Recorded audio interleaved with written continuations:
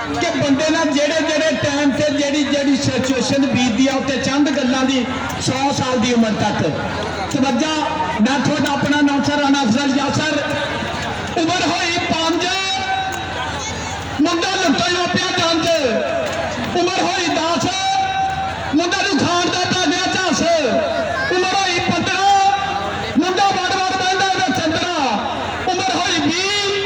मुंडे दा कलिया ना लगे जी, उम्र हुई 25, ना छड्डे दुध ते ना छड्डे लस्सी, उम्र हुई 30, मुंडा कंब नूं दिंदा पी, उम्र हुई 35, हाथ च कई ते मोढे ते गैंती, उम्र हुई 40, गल पै गई कम्मां दी पुजारी, उम्र हुई 45, हुण लड़दी है झड़वाली, उम्र हुई 50, लोकी करन हया,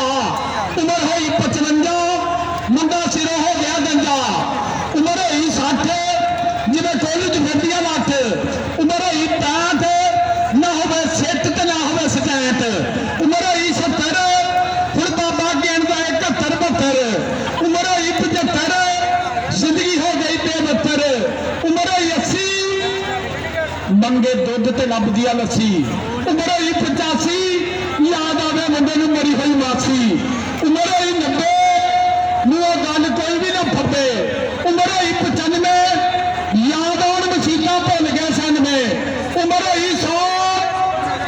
बाबा रहो ते भावें ना रहो, जिन्हूं गल्लां पसंद आ वही बंदा ताड़ी मारे एक बार इधले मारो।